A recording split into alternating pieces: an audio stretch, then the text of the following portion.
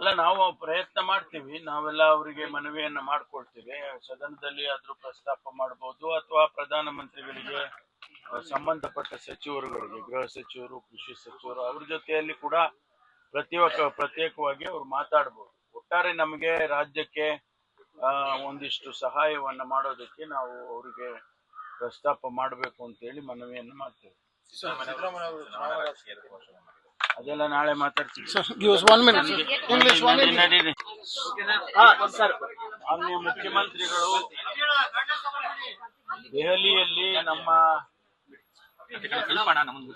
ರಾಜ್ಯದ ಲೋಕಸಭಾ ಸದಸ್ಯರನ್ನ, ರಾಜ್ಯಸಭಾ ಸದಸ್ಯರನ್ನ ಇಂದು ಸಂಜೆ ಸಭೆ ಕರೆದಿದ್ದಾರೆ. ಉದ್ದೇಶ ಏನು ಅಂತ ಹೇಳಿದ್ರೆ, ರಾಜ್ಯದಲ್ಲಿ ಬರದ ಪರಿಸ್ಥಿತಿ ಬಹಳ ಗಂಭೀರವಾಗಿದೆ. ಮುಂದೆ ಏನ್ ಮಾಡಬೇಕು ಅನ್ನೋದ್ರ ಬಗ್ಗೆ ಸರ್ಕಾರ ಈಗಾಗಲೇ ಅನೇಕ ಚರ್ಚೆಗಳನ್ನು ಮಾಡಿದೆ. ಈ ಮಧ್ಯೆ ಮುಖ್ಯಮಂತ್ರಿಗಳು ಮತ್ತು ನಾನು ಕೂಡ ಪ್ರಧಾನಮಂತ್ರಿಗಳಿಗೆ, ಕೃಷಿ ಸಚಿವರಿಗೆ, ಗೃಹ ಸಚಿವರಿಗೆ ಪತ್ರವನ್ನು ಬರೆದಿದ್ದೇವೆ. ಯಾವುದು ಕೂಡ ಪ್ರತಿಕ್ರಿಯೆ ಬಂದಿಲ್ಲ ಇನ್ನೂ ಕೂಡ. ಮತ್ತು ಇದರ ಜೊತೆಯಲ್ಲಿ ರಾಜ್ಯದ ಅನೇಕ ಯೋಜನೆಗಳ ಬಗ್ಗೆ ಪ್ರಸ್ತಾವನೆಗಳು ಹೋಗಿದ್ದಾವೆ. ಅದರ ಬಗ್ಗೆ ಕೂಡ ನಮ್ಮ ರಾಜ್ಯದ ಪ್ರತಿನಿಧಿಗಳಲ್ಲಿ ಚರ್ಚೆ ಮಾಡಿ ಸಂಬಂಧಪಟ್ಟ ಸಚಿವರುಗಳ ಹತ್ರ ಮಾತಾಡಿ ಅದನ್ನ ಮಂಜೂರು ಮಾಡಿಸ್ಕೊಡೋದಕ್ಕೆ ಪ್ರಯತ್ನ ಮಾಡಬೇಕು ಅನ್ನುವಂಥ ವಿಚಾರ ಕೂಡ ನಾವು ಚರ್ಚೆ ಮಾಡೋರಿದ್ದೇವೆ.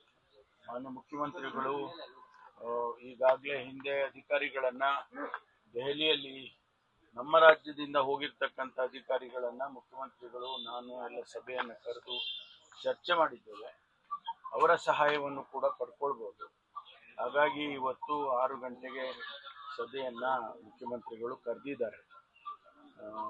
ಇದರ ಜೊತೆಯಲ್ಲಿ ಬಹುಶಃ ಸಂಪುಟದ ವಿಸ್ತರಣೆ ಬಗ್ಗೆ ಈಗಾಗಲೇ ಅವರು ಒಂದೆರಡು ರೌಂಡ್ಸ್ ಚರ್ಚೆ ಆಗಿದೆ ಹೈಕಮಾಂಡ್ನವ್ರ ಜೊತೆ. ಇವತ್ತು ಕೂಡ ಆಗ್ಬೋದು ಅಂತ ಅನ್ಕೊಳ್ತೇನೆ. ಒಂದ್ ವೇಳೆ ಅದಾದ್ರೆ ಅನುಮತಿ ಸಿಕ್ಕಿದ್ರೆ ಸಂಪುಟ ವಿಸ್ತರಣೆ ಕೂಡ ಆಗುವಂತ ಸಾಧ್ಯತೆಗಳಿದ್ದಾವೆ. ಸಂಸತ್ನಲ್ಲಿ ಬರದ್ ಸರ್ ಧ್ವನಿ ಎತ್ತದ ಮನವಿ ಏನಾದ್ರು